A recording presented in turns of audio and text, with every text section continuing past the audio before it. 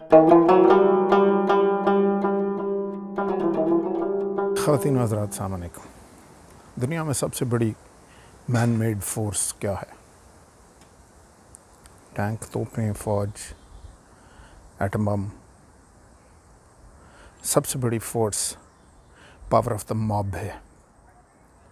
ये तारीख़ ने 20 बार साबित किया।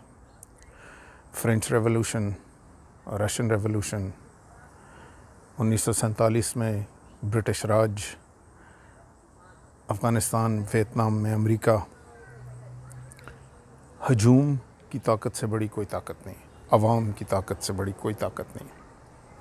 मसला ये है कि ये ताकत सबसे ज़्यादा कंफ्यूज करना भी आसान है। ये सबसे ज़्यादा अनब्रिडल्ड है, ये सबसे ज़्यादा इलॉजिकल भी है। और इसीलिए जब तक लोगों का जहन बिल्कुल क्लियर ना हो कि हम क्या करना चाहते हैं, इस ताकत को बड़े मर्ज़ी से, बड़े मज़े से हुक्मरान अपनी मर्ज़ी के मुताबिक मोड़ देते हैं। और आवाम को लग ये रहा होता है कि जो बात हो रही है वो उनके फ़ायदे में। इसीलिए हमारी जो भी बात शुरू होगी वो यहीं से शुरू होगी। सबसे पहले तो आपने लॉजिकल थॉट में एक चीज़ अपने जहन में रख लीजिए, आवाम से बड़ी कोई ताकत नहीं है। आज तक दुनिया की कोई सल्तनत, कोई फ़ौज आवाम के सामने खड़ी नहीं हो सकी। इसलिए आपके यहाँ जो भी कमी रह गई है, जो भी मसाइल हैं, वो इसलिए हैं कि आवाम की ताकत फोकस्ड नहीं है। This is lesson number 1। मैं पाकिस्तान का शहरी, पाकिस्तान का मालिक हूँ। ये ज़मीन, ये लोग मेरे हैं। इसके हुक्मरान मेरे मुकर्रर करदा और मुझे जवाब दें। Let's stop here for a moment. 14 अगस्त 1947 को जब हमने 10 लाख से ज़्यादा लोगों की जानें गईं, जब 1.5 करोड़ लोगों से ज़्यादा लोग बेघर हुए, तो उसका मकसद क्या था? हम क्या करना चाह रहे थे? हमने ये पाकिस्तान क्यों बनाया था? इसलिए कि हुक्मरान तो उस वक़्त भी थे, पुलिस भी उस वक़्त थी, रेलवे भी उस वक़्त था, फ़ौज भी उस वक़्त थी। हुक्मरान शायद इससे ज़्यादा बेहतर हुक्मरान था, ज़्यादा तजर्बाकार, ज़्यादा पढ़ा लिखा हुक्मरान था, क्योंकि उसने सारी दुनिया पे हुकूमत करने का उसे तजर्बा था। लेकिन हमने कहा कि हम बड़ी से बड़ी कुर्बानी देंगे, सिर्फ़ इसलिए क्योंकि वो हुक्मरान मुझे जवाब दे नहीं था। मैं उसका ग़ुलाम था, मुझे आज़ादी चाहिए थी, मुझे अपनी हुक्मरानी चाहिए थी। मुझे वो हुक्मरान तो अब भी होगा, तमाम दुनिया में हुक्मरान है, सरकार के काम किसी ने तो करने, लेकिन वो हुक्मरान मेरा मुकर्रर करदा और मुझे जवाब दे होना ज़रूरी है। अब आपका जिस भी पॉलिटिकल पार्टी से ताल्लुक़ हो, PMLN, PPP, PTI, MQM, सबका मकसद एक ही।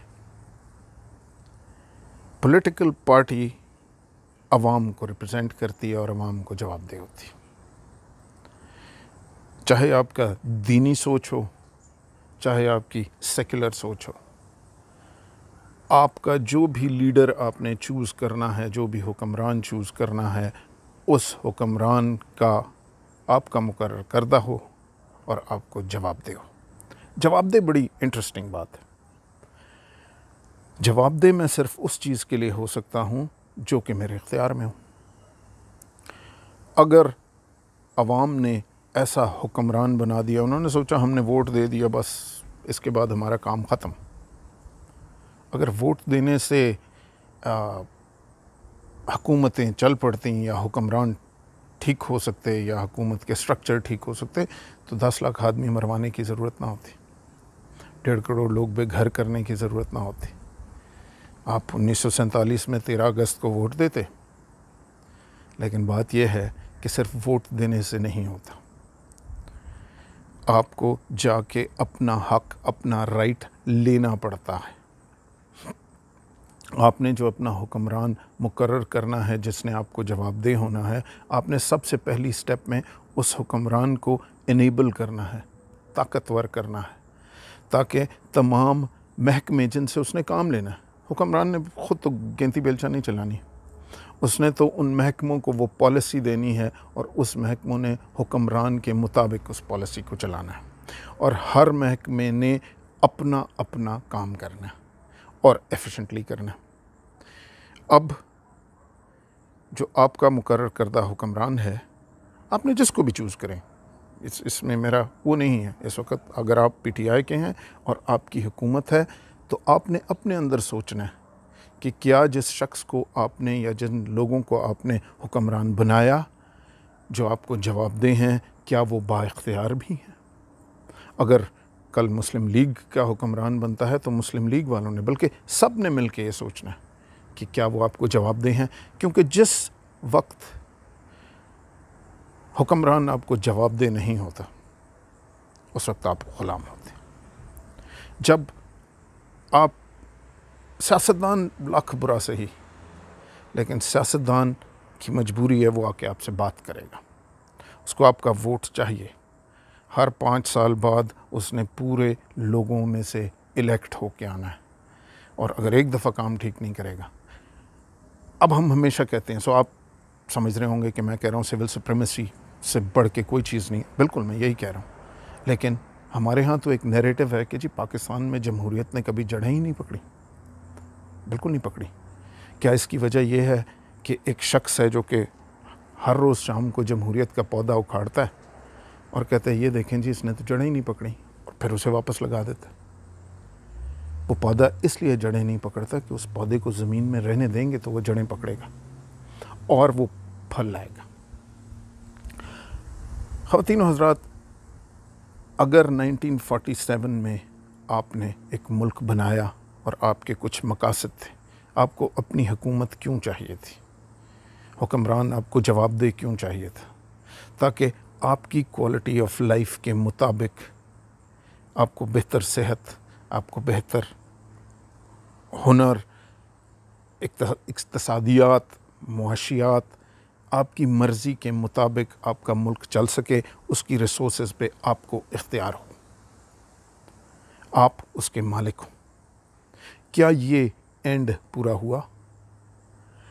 और अगर 4 जनरेशन्स गुज़र गईं और अभी तक पूरा नहीं हुआ, तो जो 5th जनरेशन अब आगे आ रही है, तो क्या आज से 20 या 25 साल बाद सूरत हाल इससे बेहतर होगी?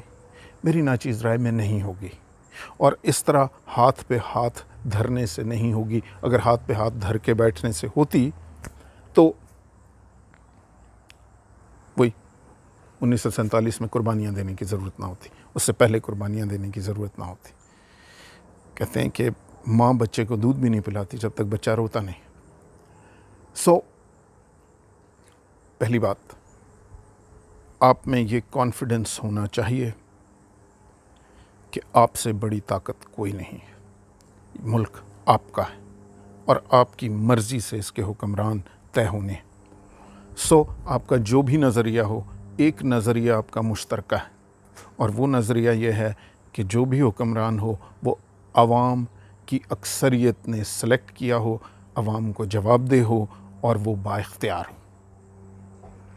अब IFF वाली बात कि कौन लोग हैं जो आपके दोस्त हैं और कौन आपके दुश्मन हैं। वो तमाम कुव्वतें, इसके बड़े एसिड, बड़े सीधा सा टेस्ट है, वो तमाम कुव्वतें जो आपको मुत्तहिद करती हैं वो आपके दोस्त हैं। जो आपको तोड़ती हैं, हुक्मरान हमेशा ये चाहेगा कि आप टूटे हुए रहें, आपस में डिवाइडेड रहें, क्योंकि इससे वो जो एक मखसूस तबका है, इस वक्त एक नैरेटिव है कि जी महकमे जो हैं वो बुरे हैं, एक नैरेटिव है कि जी सियासतदान बुरे हैं। ऐसी कोई बात नहीं है। महकमे में तो, बल्कि महकमे वाले तो अक्सर बेचारे हुक्म के ग़ुलाम होते हैं, वो तो कुछ कह भी नहीं सकते। सिर्फ कंट्रोल जिनके पास है वो तमाम कुव्वतें जो आपको तोड़ती हैं, गैर जमाती इंतखाबात कि आपको तोड़ते हैं। स्टूडेंट यूनियंस पे बैन, ये आपको तोड़ती हैं। आपने उन तमाम क़ुव्वतों को सपोर्ट करना है जो अवाम को इकट्ठा करती हैं, जो अवाम को आवाज़ देती हैं, जो हुक्मरानों को आपके जवाबदेह करती हैं, जो आपको ऑर्गेनाइज़ करती हैं। क्योंकि जब आपको अपना दोस्त और दुश्मन नज़र आना शुरू हो जाए तो आपने अपने दोस्तों के साथ ऑर्गेनाइज़ होना है, इकट्ठे होना है। क्योंकि जब आप ऑर्गेनाइज़ होना शुरू होते हैं तो ही हुक्मरान आपको जवाबदेह होता है। जब तक आप टूटे रहते हैं, हुक्मरान आपको जवाबदेह नहीं होगा, वो हमेशा आपको लड़ाता रहेगा।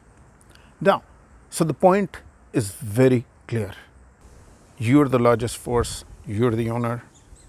आप सब के इंटरेस्ट्स मुश्तरका हैं, आप सब अवाम की नुमाइंदगी चाहते हैं, हुक्मरान चाहते हैं जो आपको जवाबदेह हो। आप सबको इकट्ठा होना पड़ेगा तो आप इस मकसद में आगे बढ़ सकते हैं। अगली बात महकमों की है। इसमें समझने की 3 बातें। पहली बात तो ये कि अवाम ने जिसको हुक्मरान बनाया है और जो अवाम को जवाबदेह है, महकमे उसके ताबे होंगे। दूसरी बात यह है कि महकमे अपना अपना काम कर रहे होंगे, अपना अपना काम। हुक्मरान कानून के मुताबिक असेंबलियों में, दस्तूर के मुताबिक कॉन्स्टिट्यूशन में हर महकमे का एक रोल मुतय्यन किया गया है और हर अपने अपने रोल के मुताबिक हुक्मरान के ताबे काम करेगा। और तीसरी बात, उसमें वो कैपेसिटी होगी उस महकमे में वो काम करने की। अब हुआ यह है कि वक्त के साथ साथ, और जो इस वक्त सबसे अलार्मिंग सूरत हाल है और जिस वजह से मैं ये कहता हूँ कि इसको ठीक करना अब किसी हुकूमत के बस की बात रही नहीं, इसको ठीक करना अब किसी महकमे के बस की बात भी नहीं रही। इसको ठीक करना अब सिर्फ जो आखिरी ताकत अवेलेबल है, जो सबसे बड़ी ताकत अवेलेबल है, अवाम, सिर्फ उसके बस की बात है।